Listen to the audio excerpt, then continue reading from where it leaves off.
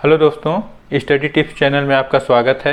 आज के इस वीडियो में हम पढ़ेंगे मानव हृदय की आंतरिक संरचना। तो चलिए इस वीडियो को शुरू करते हैं।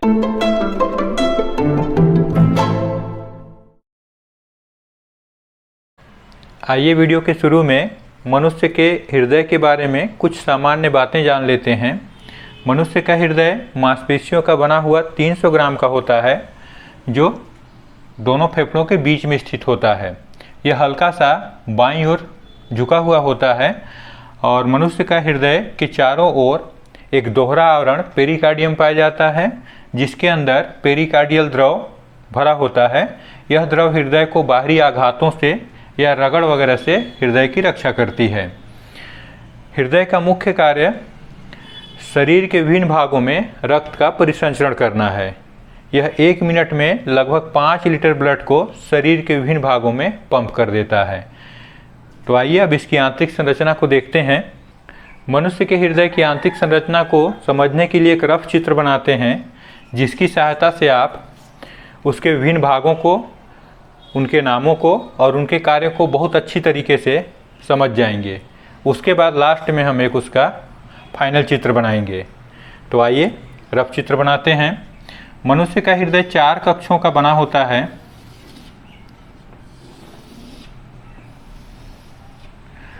जिसमें से 2 कक्ष बाएं भाग में और 2 कक्ष दाएं भाग में स्थित होते हैं। ऊपर के कक्षों को आलिंद कहते हैं।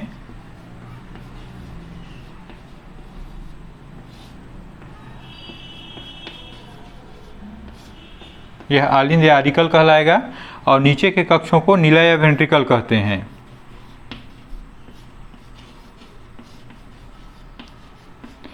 इनका नाम इसके जिस भाग के आधार पर हो जाएंगे। जैसे दायां भाग में तो हम इसे दायां आलिंद और दायां निलय, उसी तरीके से इन दोनों को बायां आलिंद और बायां निलय कहेंगे।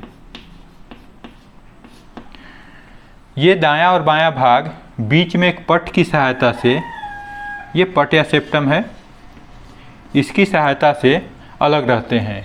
यह पट दोनों भाग के ब्लड को मिलने से रोकता है। और ध्यान रखना है, दाएं भाग में हमेशा अशुद्ध रक्त होता है और हृदय के बाएं भाग में हमेशा शुद्ध रक्त होता है। आगे देखते हैं। दोनों आलिंद अपनी अपनी ओर के निलय में एक छिद्र की सहायता से खुलते हैं। यहाँ पे एक छिद्र कर दिए, इस छिद्र की सहायता से खुलेगा निलय में। इन छिद्रों को आलिंद निलय छिद्र कहते हैं। तो इनका नाम हो जाएगा आलिंद निलय छिद्र।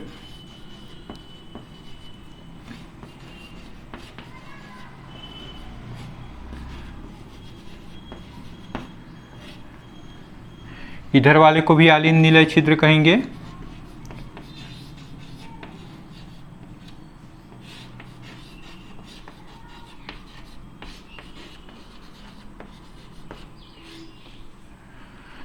और स्थिति के आधार पे दायां है तो इसको हम लोग इसके आगे दायां शब्द लगा देंगे, दायां आलिंद निलय छिद्र, और ये हो जाएगा बायां आलिंद निलय छिद्र। इन छिद्रों में एक एक कपाट या वाल्व पाया जाता है। दाएं आलिंद निलय छिद्र में पाए जाने वाले कपाट को ट्राइकस्पिड वाल्व या त्रिवलनी कपाट कहते हैं। त्रिवलनी कपाट यह 3 वलन का बना हुआ होता है। इस तरीके से इसको शो कर सकते हैं। तीनों वलन इसके अलग अलग आकार के होते हैं और इसका कार्य है दाएं आलिंद से रक्त को दाएं निलय में जाने देना और दाएं निलय से वापस दाएं आलिंद में नहीं जाने देना। इनको यहाँ पे इन कपाट को रोक के रखता है कार्डी टेंडनी, जो निलय की दीवार से जुड़े हुए होते हैं। तो उनको हम लोग लास्ट वाले चित्र में देखेंगे। इनको अपने स्थान पर बनाए रखने के लिए कार्डी टेंडनी पाए जाते हैं।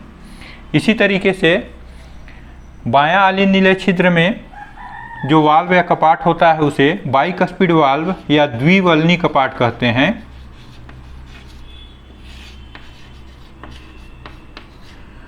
और यह कपाट 2 वलन का बना होता है, जिसके दोनों वलन समान आकार के होते हैं। इसमें भी इस कपाट को रोक के रखने के लिए कार्डी टेंडनी निलय की दीवार से इस पर जुड़ा हुआ होता है।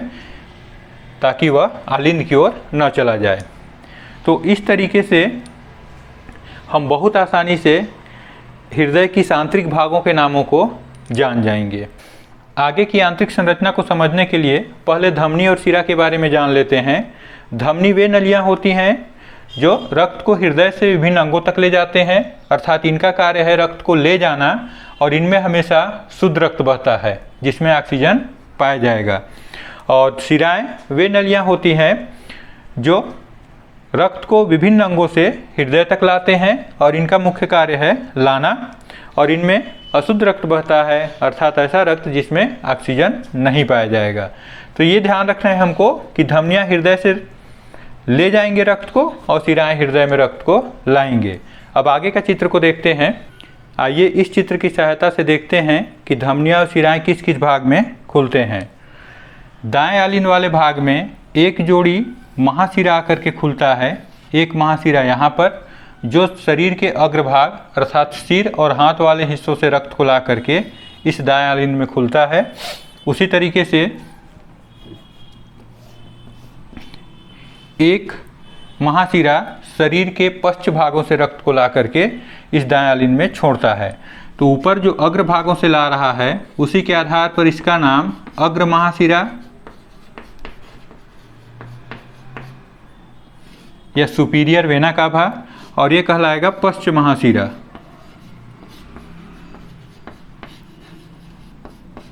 Inferior vena काभा। ये दोनों रक्त को ला करके दाएं आलिंद में छोड़ते हैं और दाएं आलिंद से रक्त इस दाएं आलिंद निलय छिद्र से होते हुए दाएं निलय में जाता है। दाएं निलय में रक्त जाने के बाद यह दोनों फेफड़ों में शुद्ध होने के लिए भेजा जाता है। तो यहाँ से एक पल्मोनरी महाधमनी या एक महाधमनी निकलता है। चूँकि वह फेफड़ों में जा रहा है तो फेफड़ों को फुफ्फुस या पल्मोनरी कहते हैं, इसलिए इस महाधमनी को पल्मोनरी महाधमनी कहेंगे।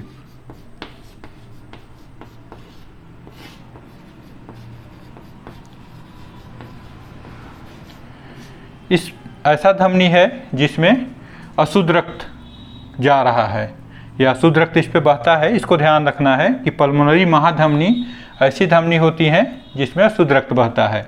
ये यहाँ से दो भाग में बढ़ गया, एक बाएं ओर जाने के लिए और एक दाएं ओर की फेफड़े में जाने के लिए। तो इनको इस आधार पे इनका नाम भी, चूँकि दायां ओर जा रहा है इसलिए इसको दायां पल्मोनरी धमनी कहेंगे।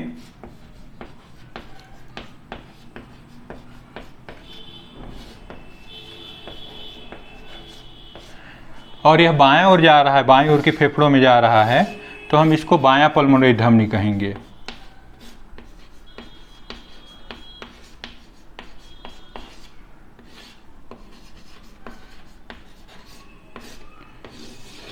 फेफड़ों में पहुंचने के बाद फेफड़ों की सहायता से ये जो अशुद्ध रक्त होता है शुद्ध होता है और एक जोड़ी शिराओं के द्वारा ये बाएं आलिंद में खुलता है। तो चूँकि ये रक्त ला रहा है इसलिए हम लोग इसको शिरा बोलेंगे। फिर फेफड़े से आ रहा है तो हम लोग इसको पल्मोनरी शिरा बोलेंगे। तो दोनों साइड होते हैं इसलिए इनको इसकी स्थिति के आधार पे बायां पल्मोनरी शिरा।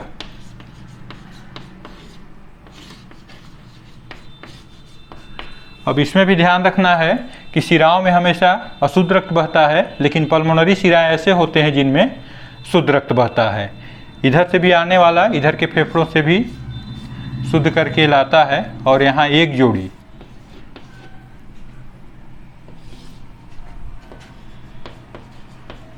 दायां पल्मोनरी शिरा खुलता है।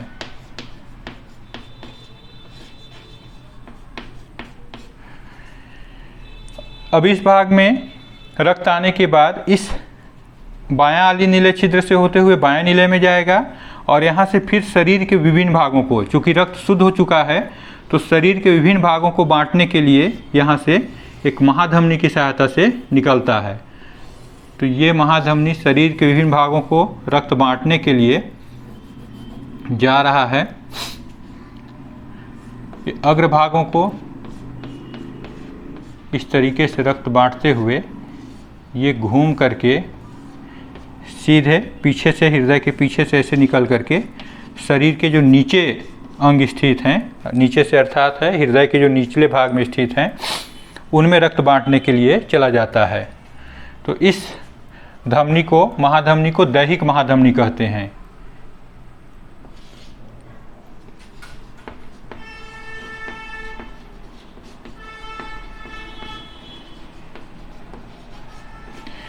ये जिस जिस अंगों को रक्त पहुंचाता है, आगे जाकर के पतले पतले महाधमनी है तो पतले पतले धमनी में, फिर धमनिकाओं में और लास्ट में सिरिका में बढ़ता है, केशिका में बढ़ता है, और वहाँ से फिर सिरिका या लघु सिरा, फिर सिरा, फिर महासिरा के रूप में इस हिस्से में आकर के खुलते हैं। तो इस तरीके से रक्त शरीर के विभिन्न भागों से घूमते हुए हृदय में आता है, फिर फेफड़ों को जाता है, फिर हृदय में आता है, फिर शरीर के विभिन्न अंगों को जाता है। इस तरीके से चक्र चलते रहता है। यहाँ पर दोनों महाधमनियाँ जहाँ पे निकल रहे हैं वहाँ पे एक एक कपाट पाए जाते हैं दोनों में। इन कपाट या वाल्व को अर्धचंद्राकार कपाट कहते हैं।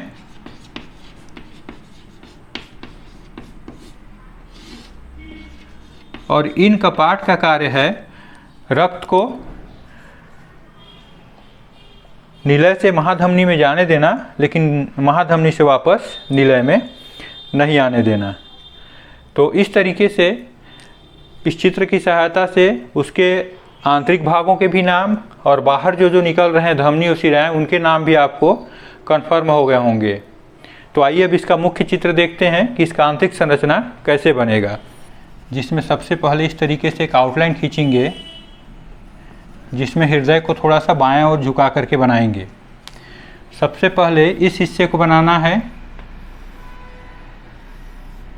इस दाएं आलिंद में एक अग्र महाशिरा और एक पश्च महाशिरा आकर के खुलता है, तो हम इसको पहले बना देंगे इस तरीके से। और इसके पश्चात नीचे की ओर दायां निलय, इस निलय से एक दैहिक महाधमनी निकलता है, इस निलय से एक पल्मोनरी महाधमनी निकलता है।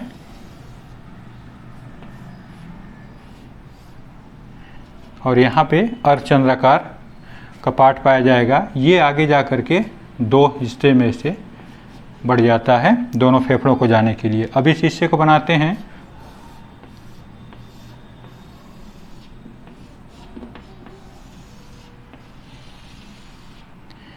इसमें भी निलय से एक दैहिक महाधमनी निकलता है, जो शरीर के विभिन्न हिस्सों में रक्त को बांटने के लिए जाएगा। तो उसको पहले इस तरीके से बना लेते हैं हम लोग। ये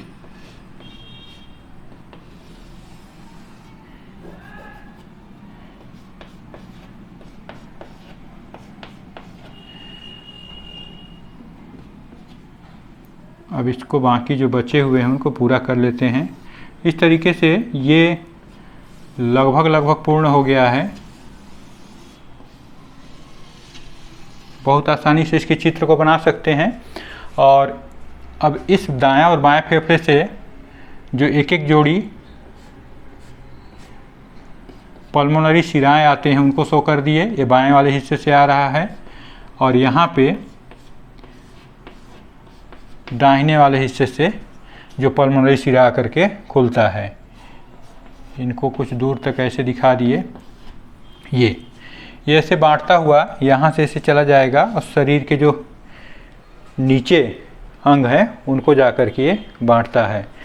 यहाँ दोनों जो आलिंद और नीले छिद्र होते हैं, इसमें त्रिवलनी और द्विवलनी कपाट को रोकने के लिए निलय की दीवार से कार्डी टेंडनी जुड़ा हुआ होता है, जो इन कपाटों को आलिंद की ओर जाने से रोकता है। मतलब ये दोनों एक साथ संकुचित होंगे तो उसके दबाव में कहीं ये आलिंद की ओर न चले जाएं और रक्त वापस इसमें न चला जाए। उसके चलते ये कार्डी टेंडनी कपाटों को अपने स्थान पर बनाए रखने में सहायता करते हैं। चित्र बनाते वक्त हमको ध्यान रखना है कि आलिंद की दीवार जो होगी वो निलय की दीवार से पतली होगी, तो इसको हमको पतला बनाना है, इसको मोटा बनाना है। आइए अब इस चित्र का नामांकन करते हैं। तो सबसे पहले इन चारों मुख्य भागों को हृदय के, यह कहलाएगा बायां आलिंद,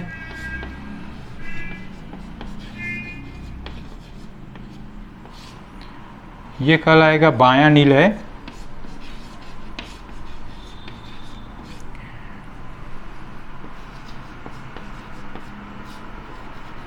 दायां आलिंद और दायां निलय।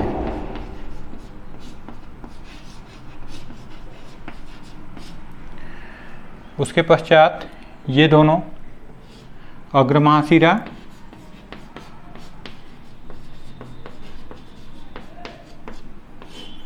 और यह पश्च महाशिरा।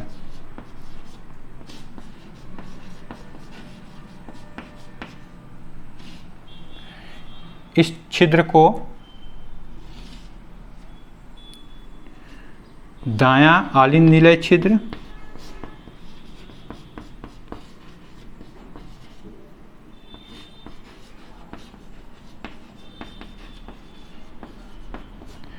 और इस छिद्र को बायां आलिंद निलय छिद्र।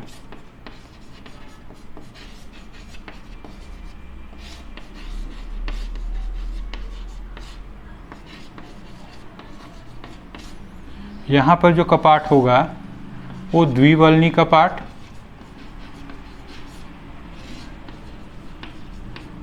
बाइकस्पिड वाल्व, और इसमें जो कपाट होता है वो हो जाएगा त्रिवल्नी कपाट।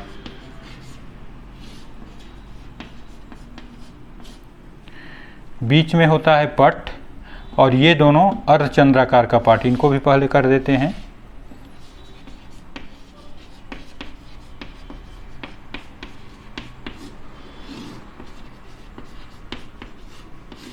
बीच में यह हिस्सा जो दाएं बाएं भाग में हृदय को बांटा है पट या सेप्टम कहलाता है।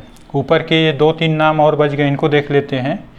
ये शरीर के विभिन्न भागों को रक्त पहुंचा रहा है, इसलिए दैहिक महाधमनी।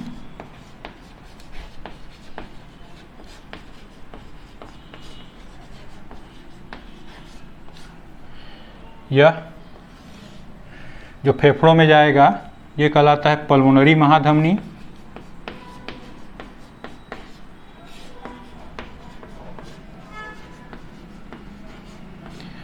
पल्मोनरी महाधमनी आगे जाकर के 2 भागों में बढ़ गया है। यह भाग कहलाएगा, बायां हिस्से में जा रहा है तो बायां पल्मोनरी शिरा, नहीं सॉरी, बायां पल्मोनरी धमनी, और यह कहलाएगा दायां पल्मोनरी धमनी।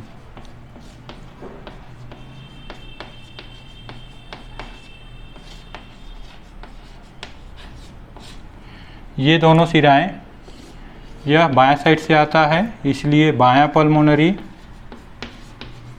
सिरा जो बाएं फेफड़े से रक्त को लेकर के आता है। इसी तरीके से दाएं फेफड़े से आ रहा है तो इसे दायां पल्मोनरी सिरा कहेंगे।